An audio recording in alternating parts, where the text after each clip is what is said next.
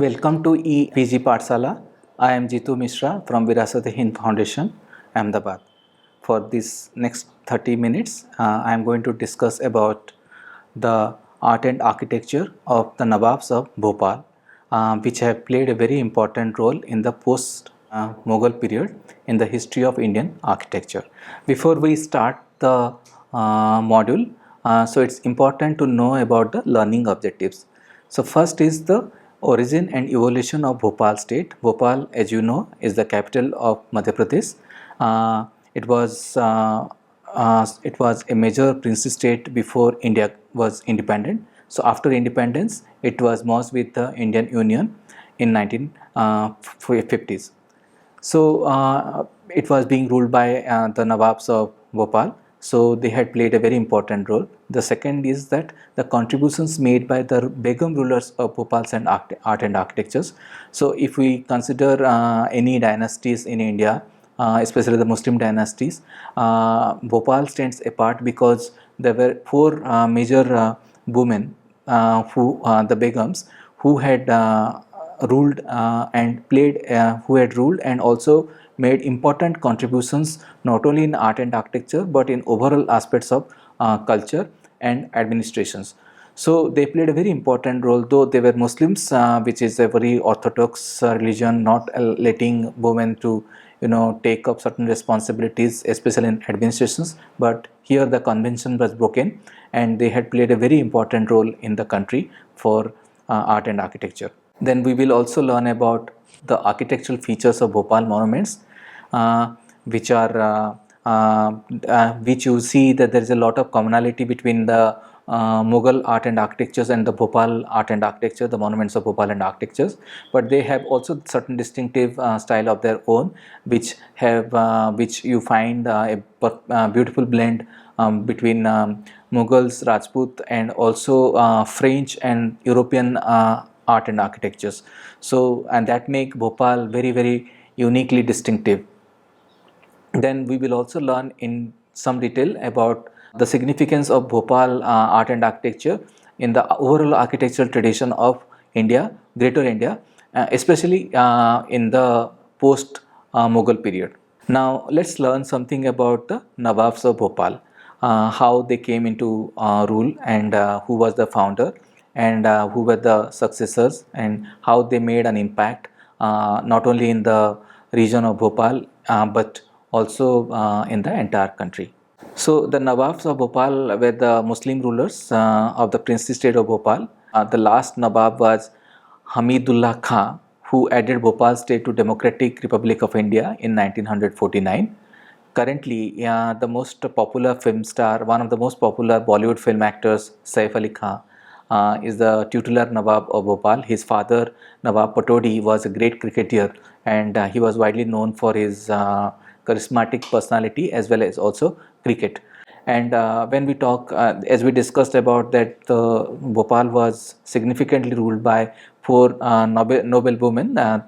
They were collectively known as Nawab Begum of Bhopal, and which you will not find anywhere else in the country, especially when it comes to women ruling dynasty. So the origin goes back to the time of early 18th century. There was someone called Nawab Dost Muhammad Khan Bahadur. He had founded the Bhopal state in 1707. So almost 300 years before, more than 300 years before, and he ruled until 1728. He also founded the city of Islamnagar, which was the first capital of Dost Muhammad Khan. Then it was shifted to Bhopal. Islamnagar is not very far. It is actually the present within the present larger Bhopal area. So Bhopal was founded by Dost Muhammad Khan in 1716 and early 1720s. Now it is also important to know the historical background of Khan. So Dost Muhammad Khan, who was born in 1657 and died in 1728, was the founder of Bhopal state. He was born in the Tirha region on the western frontier of Mughal Empire, which is now located in the Peshawar part of Pakistan. His father, Nur Muhammad Khan, was a Pashtun nobleman belonging to Mira Jikhal clan of Orakzai tribe in the Peshawar regions. So he was attracted by the promise of a bright future in the Mughal Emperor Aurangzeb's service. So Khan set out for Jalalabad, which is located near Delhi, and in 1703 he joined the Mughal army, and in 1704 he led the Mughal regiment of Gwalior in the battle with the governor of Bundelkhand. Aurangzeb was very impressed by his personality and his bravery. So, following this, because of Aurangzeb's blessing, Khan rose rapidly through the ranks, and he was assigned to the Malwa province. So, Malwa was a very critical region at that time. It was strategically located between north and south. It was also politically unstable because of the Marathas. And also a lot of local Rajput chieftains who were continuously harassing the Mughal presence. So that is how he was given a very important power to take care of the Malwa region. So, but Aurangzeb died in 1707, and after his death, it led to the beginning of the declining of the Mughal Empire. So, a war of succession broke out between Aurangzeb's sons, two of whom approached for help from Dost Khan, but he refused because he was quite loyal to Aurangzeb, their father. So he refused that. He said that I would not be with any one of you because I had been loyal to their fathers, Aurangzeb. And what he did, he became the leader of a band of around 50 Pathan mercenaries and started providing local chieftains protection against attack. So that is how he became very popular in the region of Malwa and in the larger area where Bhopal, modern day Bhopal, is located. In 1710s, what happened? The area around the upper lake of Bhopal, which is a bustling modern city capital of Madhya Pradesh, and upper lake is a very scenic area. It is like a picnic spot. So this area was where we have very rich people living today, and it is one of the posh prime areas. It was actually a tribal heartland and occupied by the Bhils and Gond tribes. So Nizam Shah was, he was a local ruler. So he was a warlord, a Gond warlords, and he was ruling from Girnor fort in the region. So in 1723, what happened? Khan took the control of Girnor fort, and Dost Muhammad Khan ruled his state from his capital at Islamnagar. So Bhopal was just a village, as we discussed just now. It was just a village of about 1,000 people at that time. Today it has got about 2 million people living around in Bhopal. To the south of Islamnagar it was located. On 30th August 1723, Khan built Fatehgarh Fort in Bhopal, named after his Bibi, Fatah Bibi, who was actually a Hindu, but she was converted after marriage to Muslim. And the first mosque of Bhopal, the Dahi Siddiqa Masjid, which was also built during this time. It was mainly meant for the guards, fort guards. They could offer namaz. That is how it was built. It is also the smallest mosque in the city, and some people say that it's the smallest mosque in India as well. During 1720 and 1726, Dost started surrounding the city with a protective wall.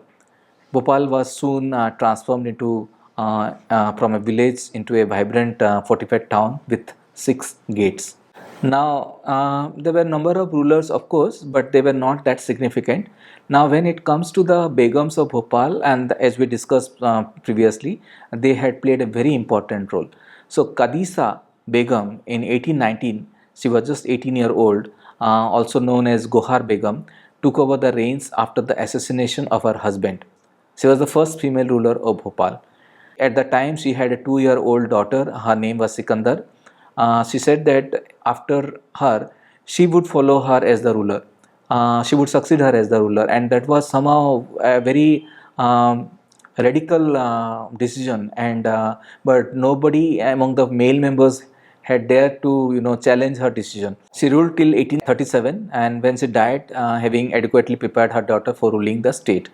So the next ruler was her daughter Sikandar. Her name was Nawab Sikandar Begum. She ruled only for 8 years, from 1862 to 1868. She was succeeded by her daughter Begum Sultan Shah Jahan, who was a child of Sikandar Begum and was recognized as the ruler of Bhopal in 1840 at the age of 6. During her reign, the first postage stamps of Bhopal state were issued. So that was one of the major contributions. She was also a great builder, which we will come to know later. Her daughter was Begum Kai Khurau Jahan, who ruled from 1901 to 1926 and died in 1930. Now, with this brief historical background, let's start discussing about art and architecture of Nawabs of Bhopal. So, Islamnagar was the first capital which was established by Dost Khan. So, that is that where you have Rani Mahal. It was a fortified town. It was briefly occupied as the city, as the capital city. You have two major buildings in this complex, in this city called Islamnagar. One is Chaman Mahal, which is called Garden Palace. It's a red sandstone structure built by Dost Muhammad Khan. It is surrounded by gardens and fountains and is ornamented with floral motifs. The architecture of this building is actually a synthesis of Malwa Mughal architecture with Bengali influenced dropping eaves. The ruined palace has a Mughal water garden and a hammam. So there is another palace complex that is called Rani Mahal, which you also see that in Islamnagar. It's a double-story Janana complex. It has a colonnaded Diwane. Now, when it comes to Bhopal, the first thing that comes to our attention, that draws to our attention, is the Taj Mahal. Not to be confused with the Taj Mahal, which was built by Shah Jahan at Agra, but there was another Taj Mahal, which was a palace, which was not a tomb, it was a palace, a grand palace. So, which we see in Bhopal. It was built by Sultan Shah Jahan, Begum of Bhopal. It is located just beside the largest mosque of Bhopal, that is Tajul Masjid, which we'll learn in the after some time. So it was built as the residence of Begums at a cost of 30 lakhs rupees at that time. Its construction spanned over a period of 13 years from 1871 to 1884. So it was one of the largest palaces of the world built during at that time. It was part of a complex of buildings along with 3 lakes that includes the Benazir Palace, which we will learn next after some time. It was also the Begum Summer Palace and the Taj ul Masjid Mosque. The palace has been built in Indo-Sasanic style and is kept cool by the winds blowing from the lakes. The palace has 120 rooms, which is completely ruined now. You are not allowed to enter because it is crumbling.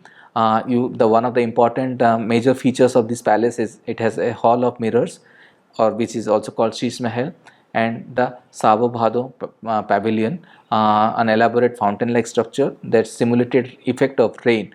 So that is how this palace was designed. Today it has been sealed. You can't enter because it is crumbling down. So we could see from the outside to appreciate its beauty.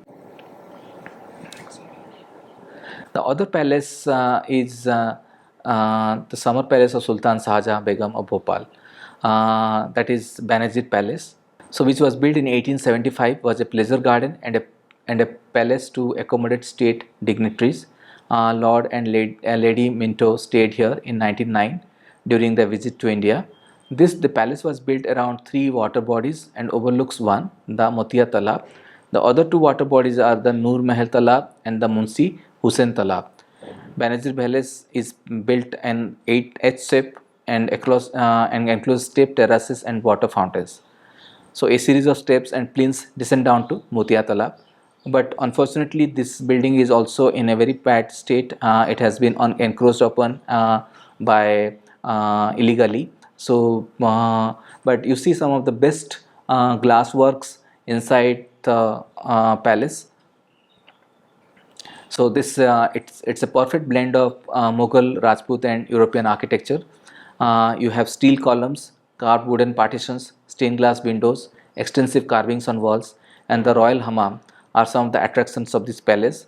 The grounds are attached to the palace were used for ceremonial processions, parades, and were also used as congregation grounds by the subjects. Even Mahatma Gandhi, when he had given an address to people of Bhopal, he used the ground of Banajir Palace. So among the palaces of Bhopal, the other important palaces which come to our mind is the most important is the Sokat Mahal, which was constructed in 1830s.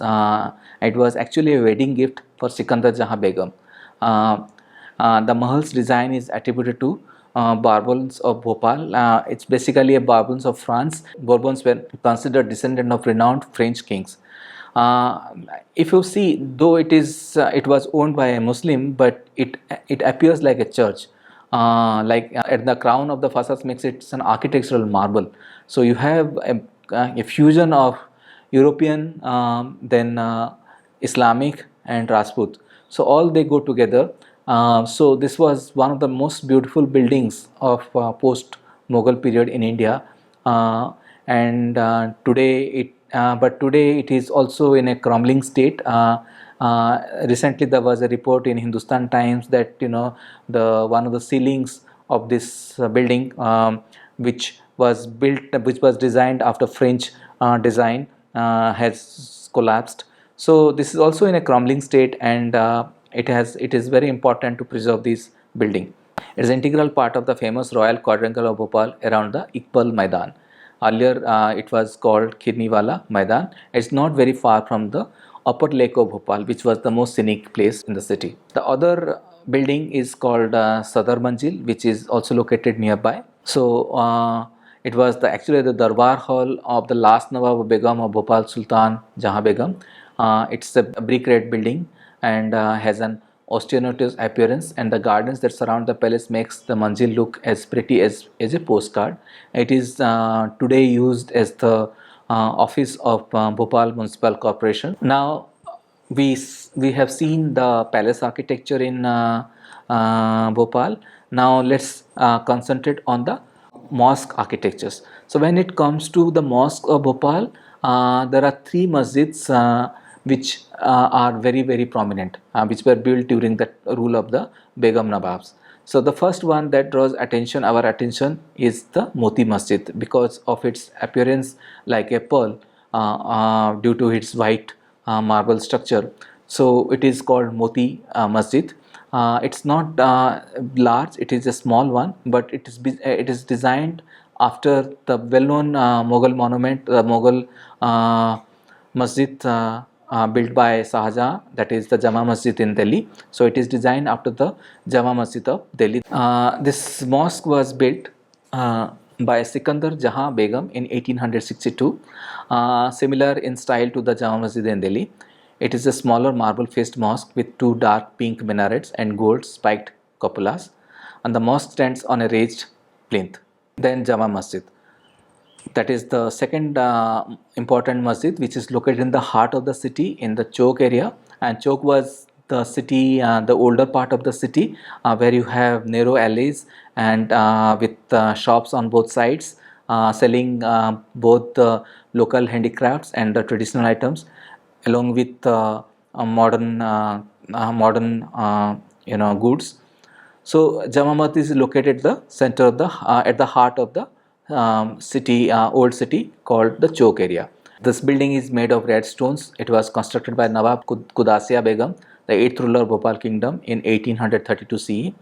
It was completed in 1857 CE. Its architecture is based on the same four garden system as in Delhi's Jama Masjid. It has entrances from three directions. There is a huge courtyard inside.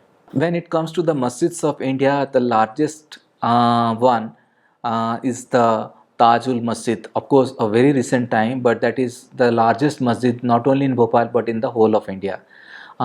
It's also one of the largest masjids in the entire world. So this masjid is located in the heart of the old city, overlooking a lake.